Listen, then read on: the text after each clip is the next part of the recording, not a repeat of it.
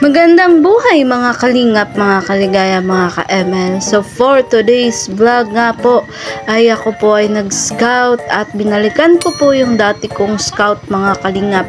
Dito nga po sa isa sa mga sulok ng bayan po ng Basod. Afternoon po mga kalingap, mga kaligaya, mga ka-ML. Welcome back to my YouTube channel, Maria Ligaya Vlog. At for today's vlog nga po mga kalingap, hindi po tayo ngayon nakasama sa lakad nila Kuya Bal dahil yun po, nag-scout po muna ako ngayon at binalikan ko po yung aking beneficiary po at kukumustahin ko rin po sila. At kung bago ka lang po sa aking YouTube channel, please pa-subscribe, pa-like and share po ng ating bawat upload at maraming salamat din po sa hindi po nag-i-skip ng ads. Thank you so much po. At sa patuloy nyo pong pagsuporta kay Kuya Bal Santos Matubang at na vlog Kalingap Rob at ang buong Kalingap team, maraming salamat po. So tara po mga kalingap, mga kaligaya, huwag na po natin patagalin. Let's go! Ito po si Jenny Rose mga kalingap. 14 years old na dalagita na nakilala ko po na medyo mailap sa tao at may lungkot po sa kanyang mga mata. Ayan po, bali sinaman po ako ng tiyo ko at ng anak ko. At meron nga po tayong daladalang grocery para po sa kanila mga kalingap. Patagal-tagal ko rin po silang hindi nabisita. At ngayon po dahil may free time po tayo, naisipan ko po na balikan po sila. So tara po, kilalanin po natin sila mga kalingap. At makikita nyo nga po sa video kong to mga kalingap kung gaano po kalayo itong aking nilakad dahil layo po talagang kanilang bahay sa labasan o sa bayan mga kalingap, kaya akin pong matyaga na pinuntahan po ang kanilang bahay. Ano po, matulungan niyo po kami. And bigla dahil po na nahihirapan din po kami sa sitwasyon na ganito po.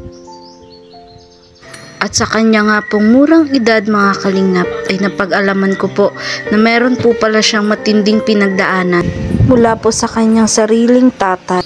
And then syempre yung ginawa sa'yo ng... Pero yung ginawa sa'yo ng tatay mo, napatawad mo na ba siya? Ah, hindi pa. So may galit ka din talaga sa kanya. Yes. So kumbaga kaya pala talagang mailap ka din, Jenny Rose. Sa tao. Ayan. So, ikaw nanay, ano pong masasabi mo sa mga makakapanood po sa inyo? Sana po matulungan niyo po kami. So, talaga pong mahirap na masyado na ang sitwasyon namin. Kunting masakit na ang katawan ko sa sobrang pagod. Sa katunayan nga po niyan mga kalingap, ay nadatnan ko po si Nanay Maribel at ang kanyang anak na si Jenny Rose na matyaga pong naggagamas or nagbubunot po ng damo dito po sa kanilang harap ng bahay. Dahil nga daw po balak po nilang pagtaniman ng kanggus o kamuting kahoy mga kalingap. At sa umpisa nga po mga kalingap ay tila talaga po nahihiya si Jenny Rose at talagang mailap po siya sa tao mga kalingap. Pero heto po si Nanay Maribel at matyaga pong binubunot po ang mga damo para po makapagtanim po sila ng kamuting kahoy na kapag walang-wala nga daw po ay kanila pong makakain. So kumbaga nanay, pag wala kang trabaho, ito ang ginagawa mo, nagtatanim-tanim. Tanim ay sugatan. Okay nanay. Wala ang tanim ko dito. Grabe ang sipag niyo po, ang dami nga pong mga Yan nga papaya, hindi na ganda. Walang abono. Tain ng kalabulan. Ay siya nanay, dami nyo nga pong mga kanggus-kanggus. Ayan Mga tanim mo po yan? Oo. Mm. Tanim din akong kaunting pinya. Wala pa man sandaan na pinya. Opo.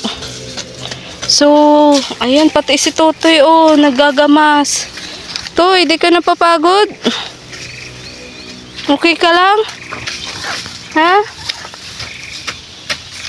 Ito nga po ang isa sa mga anak ni Nanay Maribel na 10 years old pa lamang ay tumutulong na rin po sa kanya. Naalangan po ako at baka wala po kayo noon. Maulan kaya po noon. Kaya lagi po kayo noon wala. Sa labas. Saan po kayo? Doon lang po sa labas. Opo kuya. Nasaan ito? Bale, ito nga po pala ang bahay po nila Nanay Maribel at ni Jenny Rose mga kalingap. Kung makikita nyo po ay talagang nakakaawa. po. So, nanay, ito pala yung ano mo, panganay mong anak? Ay, ano, may panganay po ako kaya lang nasa... May asawa na. Ah, may asawa na po. Ay, pangilan po siya? Dalawa. Ah, pangalawa po. Ayan. So, pwede ako nanay pumasok ng bahay nyo? Sige na po. Ay, grabe po ang bahay nila. Oh, nanay, dito pa talaga kayo natutulog? Nakikitulog lang po kami. Sa akin nga pong pagbalik dito kila Nanay Maribel, mga kalingap, ay talagang lumala po ang kanilang sitwasyon, mga kalingap. So, ayan, ito po si... Ibe, anong pangalan mo, Be? Ha? Jane Rose. Ah, ayan. So, ilan taong ka na, Jane Rose? 14 years old. Ah, 14 years old. Nag-aaral ka pa? Ay, maigi at nag-aaral ka kahit ganito yung sitwasyon. Bahay nyo talaga to? Oh, Puti. Ay, grabe, oh. Grabe. Ayan, kaya yung may trapal kasi minsan dyan kayo natutulog. oh. Ay, grabe. Grabe yung bahay nyo. Bakit, ano, pwedeng magpasok ako? Jane Rose, ayan. Ay, grabe po, mga kalingap. Ay, ayan, dito po talaga sila natutulog, oh. Nilagyan lang po nila ng trapal, mga kalingap. So, Jane Rose, galing na ako dito dati. Kaso wala ka. Yung dalawa mo lang kapatid yung naandito. So, bali ako nga pala si Ate Maria Ligaya Vlog. Isang baguhan charity vlogger ng Team Kalingap. So, naisipan ko nga balikan kayo kasi nung unang punta ko, malala na din yung lagay nung nung bahay nyo. So, ngayon pagbalik ko, lalo na ngayon na talagang kawawa pala kayo. So, kumusta ka, Jane Rose? Kumusta yung pag-aaral mo? Okay lang naman. Nakakaraos naman. Apo. Hindi ka ba nahiya na ganito yung bahay nyo? Hindi man. Hindi naman. Kumusta may mga grades mo? Okay lang naman. Na matataas naman, ganun. Hindi. Sakto lang. Sakto lang. Ayan. So, Jane Rose, anong masasabi mo kasi yun nga, ganito yung sitwasyon ng bahay nyo pala, ng buhay nyo. Ano po? At sa punto nga pong ito, mga kalingap, ay tila nakukuha ko na po ang loob ni Jane Rose, mga kalingap, na magkwento po sa Anong masasabi mo kasi ganito yung bahay nyo, kalagayan nyo? Okay lang. Nahihirapan saan? Saan ka parte na hihirapan? Sa sitwasyon po namin kasi po si mama lang po yung naghahanap buhay lang po sa amin. Tapos Si mama mo lang yung naghahanap buhay sa inyo? po. Anong trabaho ba ng mama mo? Ano lang po, kahit ano lang po. Minsan po nagtetendera po sa daet po. Tapos minsan po nakikikabihan lang po sa pinyahan. Kumaga pa extra. Di talaga, paano kayo nairaraos ni mama mo sa araw-araw? Halimbawa, wala siyang na-extrahan. Paano yun? Sa punto nga pong ito, mga kalingap, ay unti-unti na pong naging emosyonal si Jane Rose habang akin po siyang ini-interview, mga kalingap. Nasaan na nga pala yung papa mo? Nasa Cavite po. Di ko na din po alam kung nasan po siya ngayon. Bakit? Hiwalay na ba sila? Matagal na? Opo. Ng tatay mo? So taon na din? Opo. Ba't sila nagkahiwalay? Ano po, binugbog po si mama. Tapos, yun na po yung cause. Doon na nagsimula na nagkasakitan sila. Ilang taon ka nung nangyari yun? 10 years old po. 10 years old? Ay, grabe. Tapos ngayon, 14 ka na. So, 4 years na yung nakalipas Opo. nung nangyari yun. So, kumusta naman, Jane Rose? Naka-move on ka na? Pag naaalala po is medyo na po. Naalala mo? Bakit ikaw nakaranas ka rin ba ng ng karahasan? Yes. Talaga? Anong klaseng karanasan yung naranasan mo sa tatay mo? Ano po? Parang binubugbog po na Tapos, Pagdadating niya po minsan sa bahay is bigla na lang po maminat, or kaya po pag hindi po nakakautang sa tindahan ng sigarilyo is mong babatok po or maminatik po sa tenga. So grabe din yung naging experience mo sa tatay mo. So, kumbaga, Jenny Rose, nakakatrauma yun. Medyo na-trauma ka din nung, Opo. nung nangyari yun sa'yo. Maliban sa pambubugbog, meron pa bang iba? O yun lang, talagang pambubugbog? Yun lang po. Medyo kalimutan ko na. Kinalimutan mo na talaga, nag-move on ka na. Yes po. Ayan, so kaya nga siguro parang mailap ka din sa tao. Tapos mahiyain ka kasi yun nga, medyo siguro na-trauma ka pa dun sa pangyayaring yun. Ano bang pangarap mo, Jenny Rose? Doktor po sana, kaya lang po di man po kaya ng kasi po ganito po pag yung sitwasyon. So kumbaga ikaw ngayon pa lang hindi ka na umaasa na makakapagtapos ka ng pag-aaral. Opo. Pero nag-aaral ka ng mabuti. Nag-aayos man po ako. Pagpunta ko nga dito dati wala ka, nagpasok ka daw. Ayan. Kaya ka naiiyak, Jenny Rose. Kasi naalala mo yung pagmamaltrato sa'yo ng tatay mo. Yes po. Hindi ka naman galit sa nanay mo kasi yun nga. Kumbaga mas ginusto na lang ng nanay mo na hiwalayan yung tatay mo. Naintindihan mo naman. So kung gaano rin po pala kagrabe yung kalagayan ng bahay nila mga kalingap, ay mas grabe po ang kanilang pinagdadaan. So minsan pala nakikitulog kayo pag maulan. Saan kayo nakikitulog? Doon po sa labasan. Doon po sa may... Kano nyo yun? Wala. Nagmagandang loob lang sa inyo. O sino nakatira doon? Wala din. Pansamantala doon muna kayo pinatira habang... hindi to sa inyo. Hindi. So, baka kaya hindi na to pinapayos kasi kukunin na, ganun. Opo, gagawin na daw pong resort. Ito, gagawin ng resort. So, paano kayo ngayon pag pinaalis kayo, saan kayo titira? Hindi ko din po alam. So, wag ka mawala ng pag-asa, Jenny Rose, ha? Malay mo naman, sa vlog kong to, meron tayo ding mapukaw na damdamin. Ayan, hanggat nasa pa rin tayo naman, Team Kalingap, alam ko marami ang handang tumulong, lalo na sa mga kagaya nyo. So ako napapabuntong hininga talaga ako habang ini-interview kita. Ayan, kasi ang hirap na nagdadalaga, na ganito yung bahay. Nanay, ito po yung isa niyang kapatid. Hello, be. Anong pangalan mo, be? Huwag ka mahiya. Nanay, ano nga pong pangalan mo, nanay, ulit? Maribel po.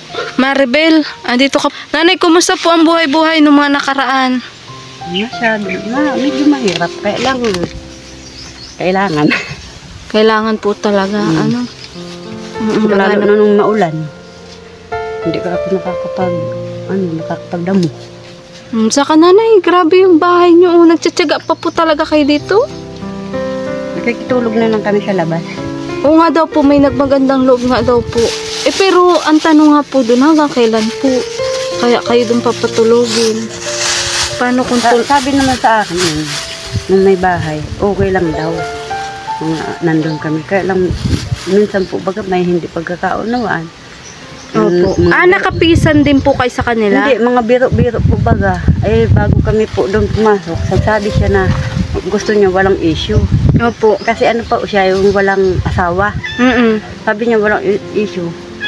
Tapos, ano po ba yun? Babae, lalaki? Lalaki. Lalaki. Hiwalay sa bahay niya. Opo. Tapos Tapos, ngayon, parang nag-aalangan na din ako. Gusto ko nang pumasok din dito at mainit man na. Hindi na siya umiimik. Pero pinalabas niya, nag-uupa kami, pero hindi.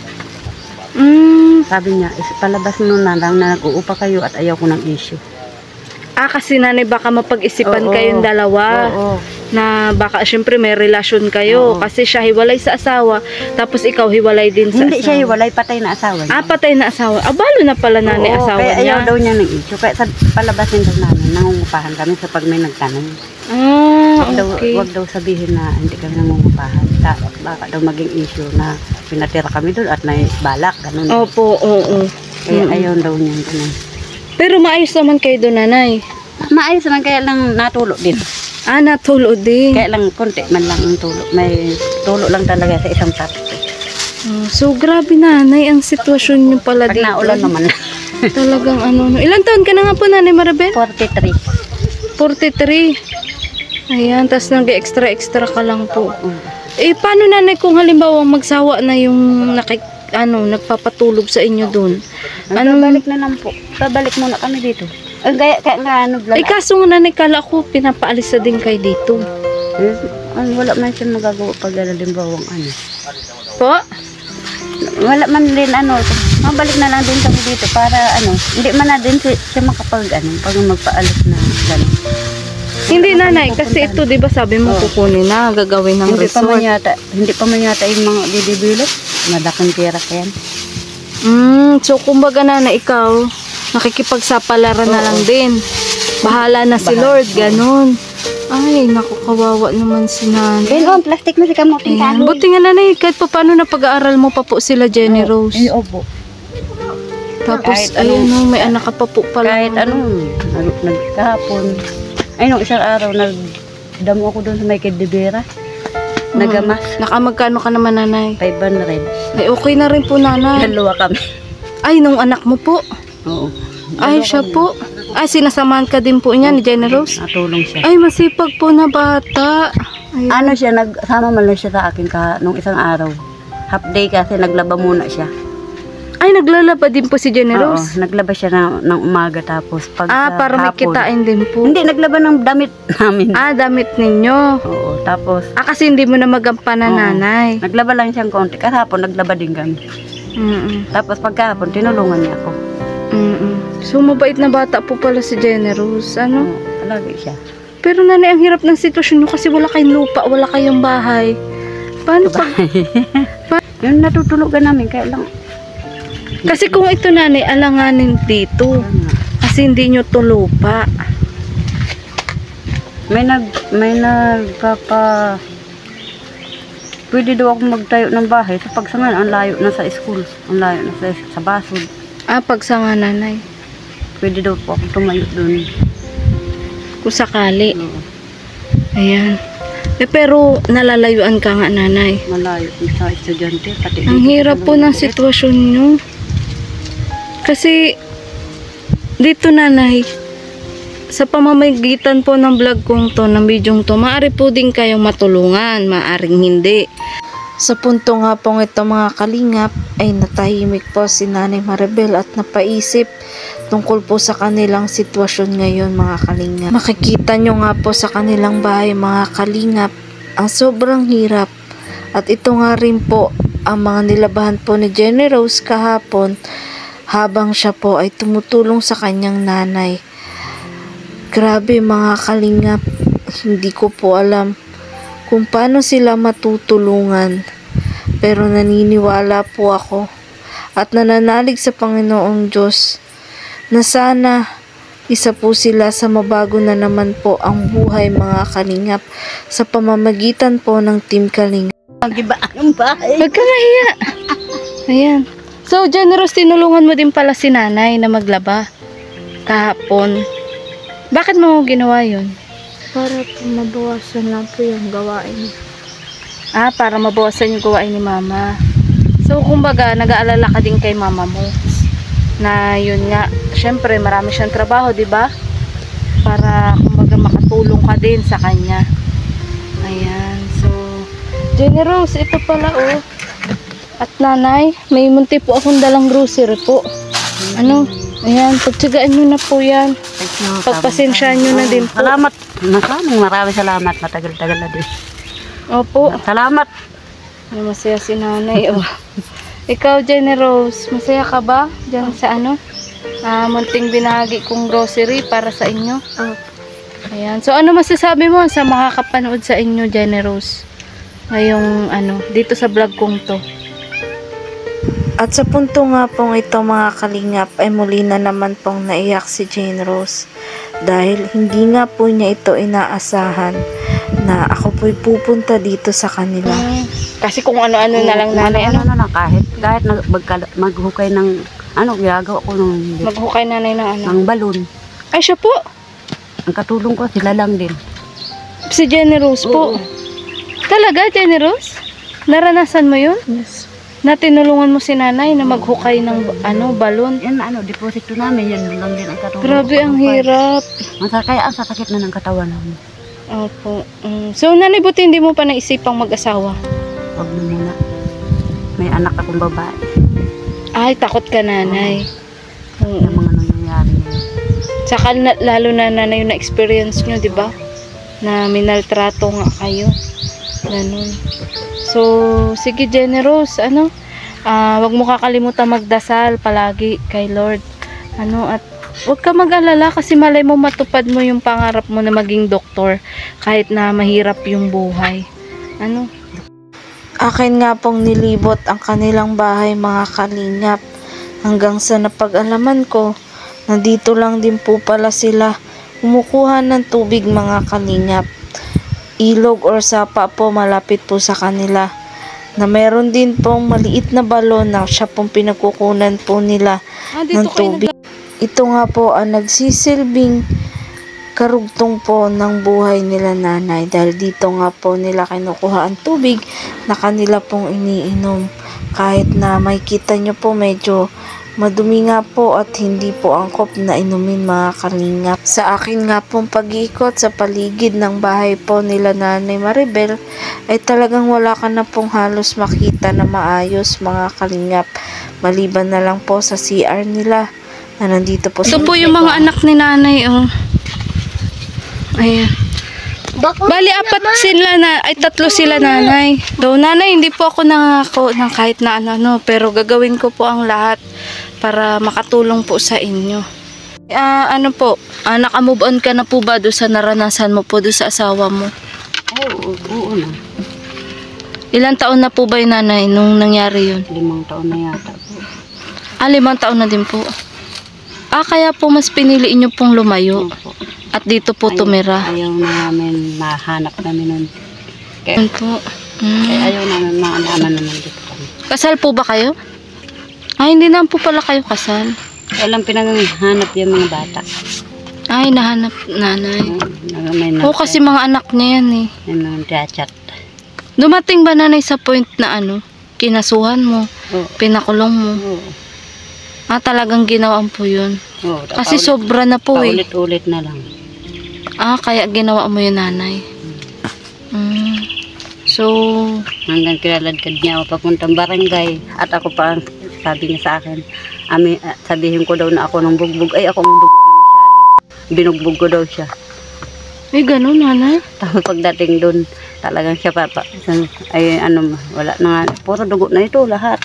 Buti nga nanay, hindi ka na trauma.